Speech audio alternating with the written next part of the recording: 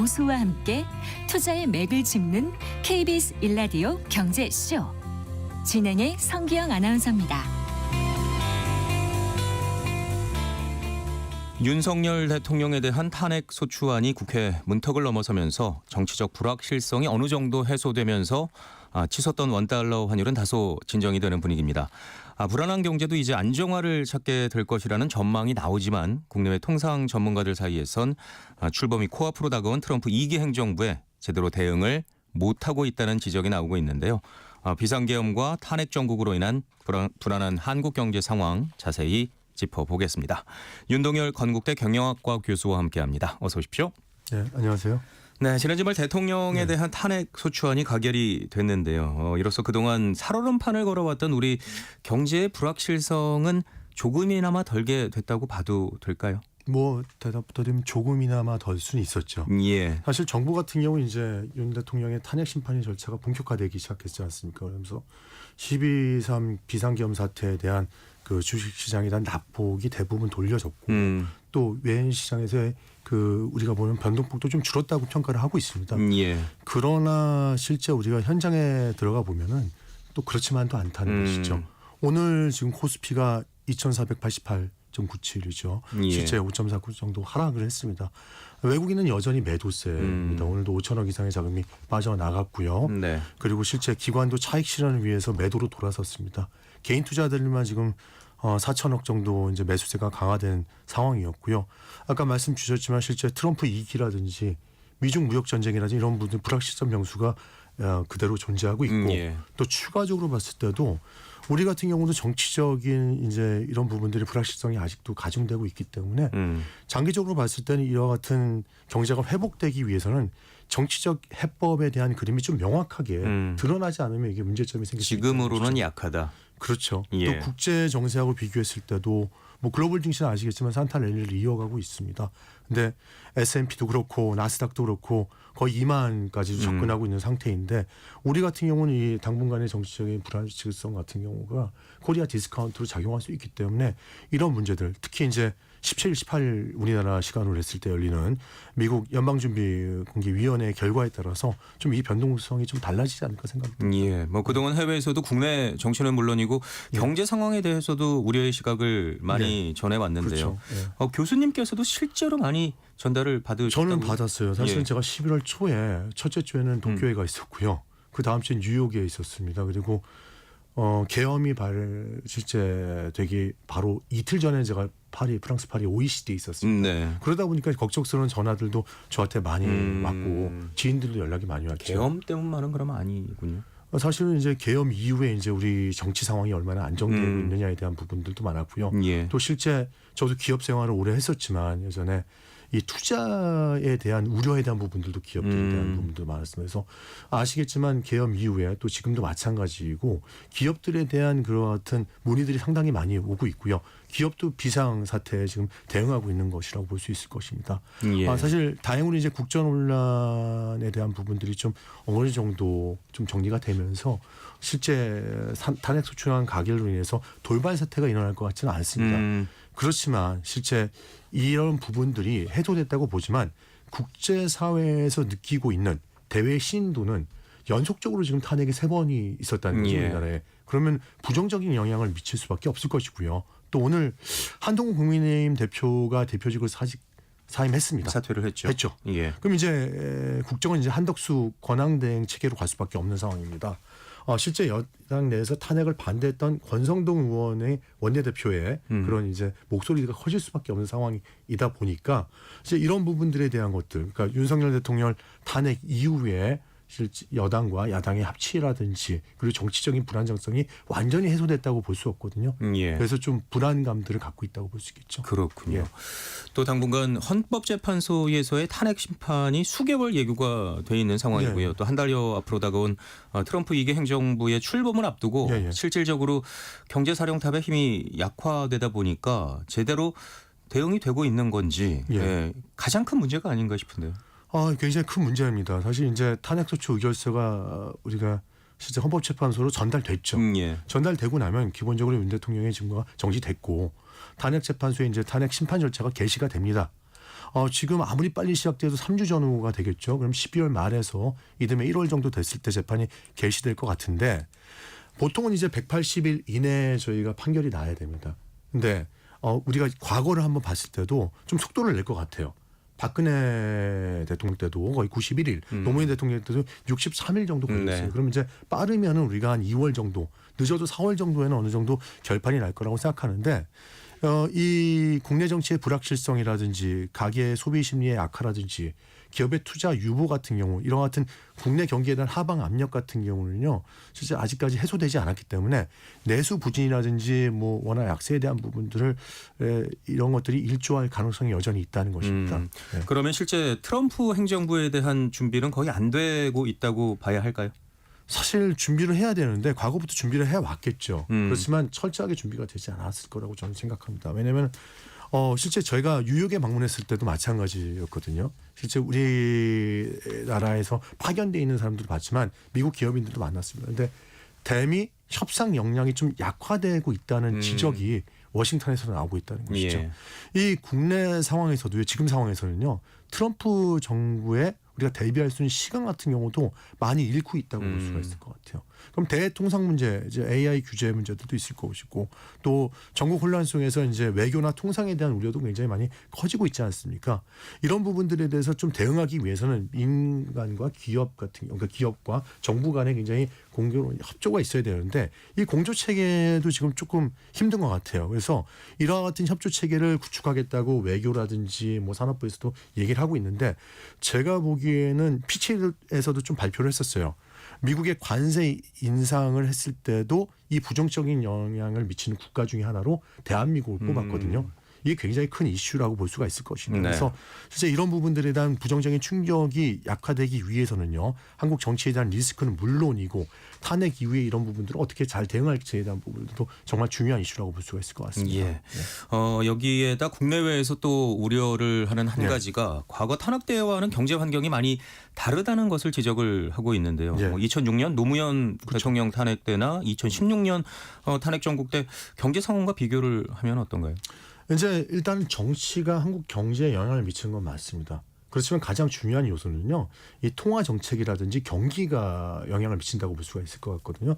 2004년도 같은 경우 노무현 전 대통령 탄핵 시에는 이제 증시가 지속적으로 하락한 것이 미국과 중국의 동반 기준금리가 인상됐기 때문이에요. 예. 근데 지금 사실은 그런 부분들이 있는데 우리가 금리가 더 높지요. 그리고 2004년하고 2017년에 코스피가 이제 반등했던 거는요. 우리나라 수출 상황이 되게 좋았습니다. 그러니까 이런 수출 상황의 경기 호조가 배경이 되는데 지금은 아시겠지만 수출 경기도 그렇게 밝지 않은 상황이고 예. 경제 상황에 대한 예측도 좀 부정적인 부분들이 나오고 있습니다. 특히 반도체 같은 경우들도 그렇고요. 자동차도 만만치 않은 부분들이 있죠. 그래서 무디스 같은 경우도요. 만약에 이런 같은 정치적 여파가 지속적으로 가속화되면은 이 정부의 해결하는 능력에도 영향을 미칠 수밖에 없다는 얘기를 하고 있고요. 기업과 소비자 신뢰가 악화될 경우에는 내수에도 부담을 주고 또 이 부담을 준 것이 경제 성장에도 부담을 줄 거라고 지금 이래저래 상황은 좋지가 않군요. 그렇습니다. 예. 뭐 이렇다 보니 국내외 경제 기관들이 한국의 내년 경제 성장률을 1%로 전망을 하고 있는데요. 탄핵 네. 정국이 더 반영이 된다면 더 내려갈 수도 있을까요? 그렇죠. 이제 탄핵에 대한 이후에 이제 우리가 해결하는 능력에 대한 문제하고 관련이 됐을 수 있어요. 그러니까 OECD도 제가 방문하고 왔지만 OECD는 2.1%를 제시를 했었죠. 예. 경제 성장률. 그리고 IMF 같은 경우 2.2%를 제시했는데 탄핵 여파로 1%대까지 떨어질 거라고 얘기하고 실제 이 투자 골드만삭스 같은 경우도 1.8% 미만으로 지금 저희가 얘기를 하고 있습니다. 탄핵 여파로 이제 제일 중요한 이슈는 소비가 더 위축되고 내수 침체가 지속적으로 된다면은 이 경제적인 타격을 피할 수도 없는 부분들이 있을 것이고요. 또 이미 R&D 예산이라든지 이런 예산들이 매년 대폭 축소된 상황이기 때문에 트럼프 정부가 출범했을 때 실제 이와 같은 미중의 패권 전쟁이 심화됐을 때 우리가 어떻게 이에 대응할 수 있을까가 상당히 중요한 이슈라고 할 수 있을 것 같습니다. 예. 네. 자, 어제 또 한국은행에서는 내수는 물론 수출에도 기대를 할 수가 없다고 진단을 했죠. 일단 4분기는 실제 예정된 수출 물량으로 좀 버틸 수는 있을 것 같아요. 그렇지만 이제 산업적인 불확실성이 좀 커지고 내년부터 상반기에 바로 영향을 미칠 거라고 생각하지는 않습니다. 아마도 트럼프 행정부 같은 경우도 이 준비하는 데 걸리는 시간이 거의 뭐 1년 가까이는 걸릴 거라고 보고 있어요. 그렇지만 내년 하반기부터는 영향력이 있을 거라고 보고 있고요. 아까 말씀 주신 것처럼 실제 이런 대응들을 좀 제대로 하지 않으면 대외 신호로까지 영향을 좀 미칠 수 있지 않을까에 대한 생각이 있기 때문에 이 부분에 대한 것들은 좀 우리가 철저하게 대비를 해야 될 것 같고요. 하나만 더 말씀드리면 금융 외환 시장의 변동성도 이제 굉장히 커지고 있어요. 그리고 경제 심리를 봤을 때도 국내 내수는 물론이고 해외에서 이런 투자에 대한 심리 그리고 글로벌 경쟁에서 대외 여건의 어려움이 커지고 있는 상황을 어떻게 해결할 수 있을까도 굉장히 중요한 요소가 될 수 있을 것 같습니다. 예. 뭐 비상계엄 이후 고공행진하는 원달러 환율 예. 여전히 원달러 1,400원대를 이어가고 있는데요. 예, 예. 기업들에게는 부담이 될 수밖에 없을 것 같은데 당분간 이렇게 계속 강달러가 이어지겠죠? 저는 이어질 거라고 보고 있어요. 오늘 같은 경우는 1,436원이니까 네. 어제 대비해서 0.1%포인트가 이제 올랐죠. 사실 일전 정도가. 근데 사실 저는 생각하고 있는 게 다른 은행권이라든지 이런 투자 쪽에서도 우리 원달러 환율 범위를 많이 측정하고 있는데 아무래도 1,400원대는 지속적으로 유지가 되지 않을까 싶습니다. 그래서 1,420원에서 1,450원대 정도를 지속적으로 왔다 갔다 하지 않을까 생각이 들고요. 이는 왜 그러냐면 글로벌 달러 강세도 물론이지만 수입 업체가 이제 결제를 해야 되잖아요. 그럼 이 달러를 쓸 수밖에 없습니다. 그러니까 실제 실수요 매수에 영향이 있기 때문에 이런 부분 같은 경우는 지속적으로 유지될 수밖에 없고 연말 같은 경우는요. 만약에 이제 위험 선호에 대한 심리가 좀 회복이 되고 또 외화 당국 같은 경우 시장 안정화 조치를 취하는 부분, 뭐 수출 업체에 대한 내고 등이 하락 요인으로 작용할 수 있는데 가장 중요한 요소는 이와 같은 부분이 해소되면서 미 연준에 대한 이제 통화 정책에 대한 그 달러의 강세에 대한 부분들 같은 경우가 어떻게 이런 부분들이 실제 금리 인하나 뭐 이런 부분하고 연계될 수 있을까가 가장 큰 변동 요인이 되지 않을까 생각이 듭니다. 예.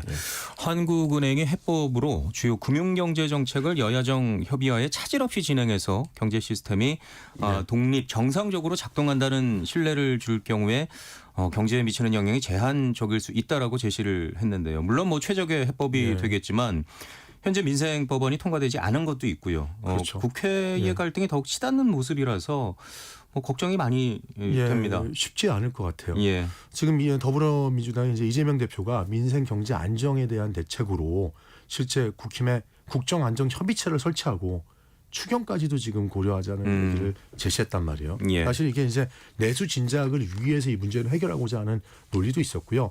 향후에 이제 정치적인 부분에 대해서 이니시에이티브를 지기 위한 방안이기도 했다고 볼 수 있어요. 근데 이 민주당이 주도권을 쥐면서 실제 모든 정당과 함께 이 국정에 대한 안정이라든지 국제 신뢰 회복을 하겠다고 했지만 이 국힘은 이를 거절했습니다. 사실은요. 그러다 보니까 이제 한동훈 당대표도 최고위원을 모두 사퇴했고 최고위원들도 모두 사퇴했고 또 탄핵을 반대한 친윤계 이제 권선동 원내대표가 당내 주도권을 좀 쥐고 있는 상황이다 보니 이런 부분들이 이제 민생 안정이나 금융 경제 민생 관련한 정책적인 협의를 할 수 있다는 기대가 현실적으로는 불가능한 상황이 될 수가 있다는 것이죠. 뭐 야당에서는 이제 민생 경제를 살리기 위한 뭐 추경도 제시했는데 이런 부분들이 좀 제한적인 거죠. 왜냐하면 예산에 대한 부분들을 줄였는데 다시 지금 와서 또 추경을 하자고 하니까 국힘에서는 이제 이런 부분들에 대해서 반대를 지속적으로 할 수밖에 없는 상황인 것이죠. 그래서 내수 부족, 또 정부의 재정 역할 축소에 대해서 소비 침체에 대한 것을 해결하기 위해서 좀 예산을 추경을 하자. 그렇지만 또 이번에 이제 도리어 여당이 이에 대해 동의하지 않을 수 있다는 그런 카드도 있습니다. 예, 무엇보다 경제 컨트롤 타워가 약한 상황에서 그렇죠. 일각에서는 한은의 금리 인하로 경기 부양에 좀 불을 지펴야 한다 이런 얘기도 있거든요. 참 부담스럽죠. 왜냐하면 이미 11월 28일 날 우리가 금융통화위원회 하면서 기준금리를 3%로 내렸습니다. 그럼 이제 이 지난 3년 2개월 만에 0.2% 겨우 내린 거였죠. 그런데 또 이어서 두 차례 연속 인하한 겁니다. 그러니까 금통위가 금리를 낮춰서라도 시중에 돈을 풀려고 했던 이유는 내수를 살리기 위한 극단의 조치였거든요. 내수만을 위한 거였어요. 그렇죠. 11월 28일이었으니까요. 그건 이미 계엄 선포 전이었던 것이고 탄핵이 해결되기 전이었잖아요. 그러니까 미국과의 금리 차이가 기존의 1.5%에서 1.75%까지 지금 다시 벌어졌어요. 그리고 이는 이제 외국인 투자 자금이 좀 빠져나갈 수 있는 위험도 존재하고 있고 실제 주식 시장에서는 지금 빠져나가고 있는 상황이긴 합니다. 이게 원달러 환율이 지금 1,400원대가 넘은 지가 오래됐어요. 그러니까 올해 10월부터 이제 1,307원부터 해서 계속 올라온 상황이고 또 실제 가계부채와 부동산에 대한 부분들도 좀 전에 손석구 경제 전문가가 얘기를 했다시피 이런 불안도 증가하고 있죠. 금리를 내린 것은 그만큼 우리 경제 상황이 안 좋았다는 것이죠. 그러다 보니까 실제 추가 금리 인하 가능성도 염두에 둘 수밖에 없죠. 그렇지만 연속 금리 인하로 인해서 환율 불안 등의 이제 부작용이 나타날 수 있기 때문에 이런 부분들을 결정하기가 참 어려울 것 같아요. 그렇지만 골드만삭스에서는 또 얘기했던 것이 2025년대 중반 정도 가면은 2.25까지 금리가 내려갈 수도 있다고 전망을 한 부분들은 있습니다. 예. 네. 자, 이번 주 현지 시간으로 오는 17일이죠. 올해 예. 마지막 연방공개시장위원회 FOMC가 열리는데 과연 추가로 금리 인하가 이어질지 관심이 모아지고 있죠. 사실은 이제 미국 내 이제 미국뿐만 아니라 주요 국가에서의 그 중앙은행 기준금리 인하는 기조가 유지될 것으로 예상되고 있습니다. 그리고 국내 수출 경기의 반전 여부도 여기서 확인을 해야 될 텐데요. 뭐 12월 달에 열리는 FOMC의 시작에서의 금리 인하는 기정사실화되고 있는 건 있습니다. 그래서 내년 금리 인하 폭이 어느 정도인지에 대한 부분이 좀 관건이긴 한데 1월 FOMC까지 가봐야 알겠지만 이미 시장에서 1월 금리 동결도 유력시하고 있는 상황이고 내년도에도 지금 기준금리의 상단이 4.0%가 될 것으로 지금 컨센서스가 되고 있는 상황에서 연준이 9월 정도표를 봤을 때도 제시한 3.4%에 비해서 좀 괴리감이 있기 때문에 지속적으로 이런 부분은 하락할 거라고 보고 있고요. 또 시카고 상품거래소 CME에서도 페드워치 도구에 따라서 좀 한번 예측을 해봤더니 실제 이번 회의에서 연준이 당연히 이 금리를 인하할 가능성이 100%에 가깝다고 반영을 했습니다. 예. 그래서 이 부분도 중요한데 금리가 다시 내려가는 것도 중요하지만 연준의 그 경제 전망에 대한 것들을 우리가 좀 살펴볼 필요가 있어요. 그래서 이 부분이 가장 중요한 부분인데 이 미국에서의 언론의 CNBC의 보도에 따라서 이 시장에 대한 점도표를 보고 우리가 측정을 좀 하는데 내년에도 이 최대 3차례에서 4차례 정도는 금리 인하가 될 수 있을 것이라는 조심스러운 그 추측을 하고 있습니다. 예. 또 모건 스탠리도 지금 연준이 2024년에도 이제 금리를 했지만 2025년에도 금리를 할 수 있다는 그런 부분. 그래서 당연히 이제 뭐 산타 연말 증시에서는 좀 산타 랠리의 가능성이 좀 점쳐지고 있는 게 사실입니다. 예. 미국 연준이 금리 인하를 하지 않으면 사실 우리나라도 추가 금리 인하가 힘들지 않을까요? 그렇죠. 예. 추가 금리 인하하더라도 지금도 0.5에서 1.5에서 1.75까지 벌어져 있는 상태이기 때문에 또 벌어질 수가 있는 부분이죠. 그래서 이런 부분에 대해서는 좀 고민이 필요한 거죠, 우리도. 예. 내수 침체가 이어지면서 자영업은 물론 뭐 고용, 임금 등 민생이 심각한 수준인데요. 또 이번 계엄 사태로 연말 특수도 사라졌다면서 또 어려움을 토로하는 소상공인 자영업자분들도 많이 계시거든요. 예. 한국 경제 위기를 타개하기 위한 해법 어렵겠지만 어떤 것이 필요할까요? 뭐 제가 해법을 낼 수 있는 상황은 아닐 것 같고 참 어려운 상황입니다. 실제 한국을 방문하는 관광객들 숫자도 굉장히 급감했고요. 또 면세점이라든지 시내 쇼핑가도 지금 상당히 울상이라고 볼 수 있을 것 같습니다. 특히 이제 계엄 탄핵 뉴스에 좀 많이 사람들을 관객을 뺏기다 보니까 주말 극장가라든지 TV 홈쇼핑은 물론이고 실제 이와 같은 소상공인들은 굉장히 어려움을 겪고 있는 게 많고요. 저도 지금 학회를 계속 하다 보니까 각종 모임이라든지 세미나가 토론회 그런 것들이 많을 시기예요. 근데 지난주에 사실 탄핵 여파도 있었지만 저희가 학회를 했을 때 예년 대비해서 50% 이하의 사람들이 모였었거든요. 그러다 보니까 물론 이제 직장인들 같은 경우도 회식이라든지 동창회라든지 개인 모임 같은 경우도 굉장히 줄어들고 있고 저도 작년에 비해서 좀 많은 모임들이 줄어든 상황입니다.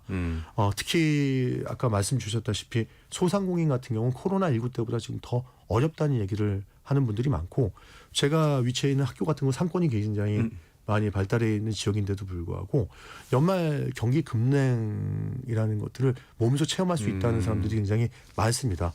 오죽하면 이제 우원식 국회의장이 실제 취소했던 송년회도 좀 해달라고 이런 재개해달라는 당부까지 했을 거라고 보는데 제 생각엔 이거는 단순한 우려를 좀 넘어서 내수 침체에 대한 좀 절박한 메시지로 드릴 것 같습니다. 사실 저도 개인적으로 얘기하지만 국민 정서상은 계엄 탄핵 이후에 뭐 이걸 아무 일도 없던 것처럼 소비를 늘릴 수는 없을 거라고 봅니다. 예. 저도 그렇고요. 근데 이 탄핵 소추 가결이 이제 좀 약간이라도 전국 상황이 좀 해결되고 있고 헌법 절차 안에서 수순을 밟게 되고 있다면은 국민들도 좀 일상의 복귀할 때가 된 거라고 생각하기 때문에 이와 같은 소상공인이라든지 기업의 소비를 촉진할 수 있도록 좀 이런 부분들에 같이 동참해 주는 것도 좋지 않을까 생각이 들고 있습니다. 네, 경제 핫 이슈 탄핵 정부 국정공백의 풍전등화와 같은 한국 경제 상황 짚어봤습니다.